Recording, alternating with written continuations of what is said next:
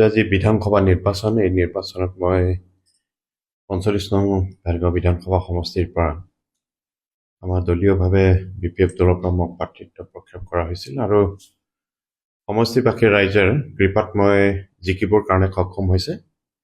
সমষ্টিবাসী ৰাইজে যিহেতু মোৰ ওপৰত যি আস্থা প্ৰকাশ কৰি পেলাই মোক জিকাই দিলে তাৰ বাবে মই সমষ্টিবাসী ৰাইজলৈ মোৰ আন্তৰিক শ্ৰদ্ধা আপোনালোকৰ চেনেলৰ যোগেদি জনাইছোঁ।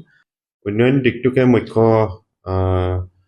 হিচাপে লৈ ভোটাধিকাৰসকলে ৰাইজে মোক এই সমষ্টিটো প্ৰতিনিধিত্ব কৰিবৰ কাৰণে দায়িত্ব অৰ্পণ কৰিছে আৰু মই ভাবোঁ নিশ্চয় ৰাইজৰ আকাংক্ষা আমি পূৰণ কৰিবৰ কাৰণে সক্ষম হ'ম। কাৰণটো হ'ল আমি BTCত BPF দল হাগ্ৰামা মহিলাৰ নেতৃত্বত শাসন কৰিবৰ কাৰণে সুযোগ পালোঁ।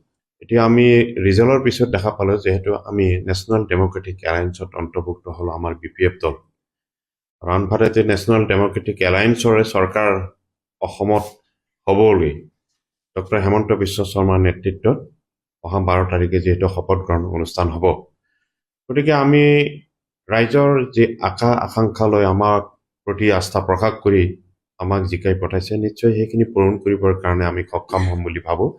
আৰু আমাৰ দুইজন নেতা অসমৰ মুখ্যমন্ত্ৰী যিজনে হ'ব ডক্টৰ হেমন্ত বিশ্ব শৰ্মা, আনফালেদি আমাৰ BTCৰ মুৰব্বী হাগ্ৰামা মহিলাৰ তেখেতসকলৰ যি লিডাৰশ্বিপ যথেষ্ট ৰাইজে তেখেতসকলে মানিছে। গতিকে সেইফালৰ পৰা তেখেতসকলৰ দক্ষতা আছে, যথেষ্ট এক্সপাৰ্ট বুলি ক'ব লাগিব দুইজন নেতাকে।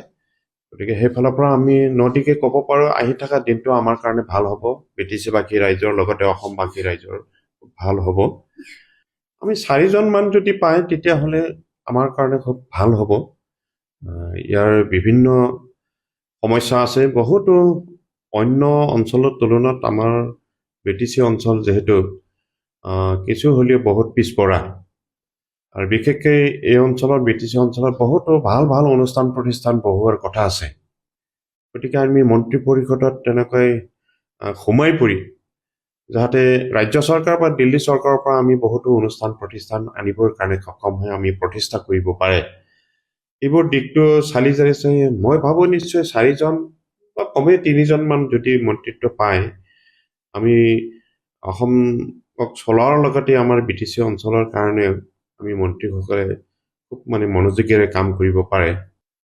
এইটো সাধাৰণ জনসাধাৰণৰ কাৰণে ইমান এটা ভাল নহ'ল, বিৰোধীও থাকিব লাগে, বিৰোধীৰ মুখ্য ভূমিকা থাকে ৰাজ্যখনৰ আগুৱাই নিয়াৰ ক্ষেত্ৰত।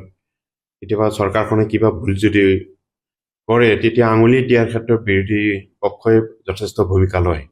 এই ক্ষেত্ৰত আজিৰ তাৰিখত বিৰোধীৰ আসনত বহিবৰ কাৰণে বিৰোধী নেতা পাতিবৰ কাৰণে এতিয়া বিৰোধী পক্ষৰ পৰা তেনেকুৱা বিধায়ক জিকি নাহিল। আমাৰ বিৰোধীবিহীন বিধানসভা এইবাৰ চৰকাৰ হ'ব, এইটোহে আমি দেখিবলৈ পাইছোঁ।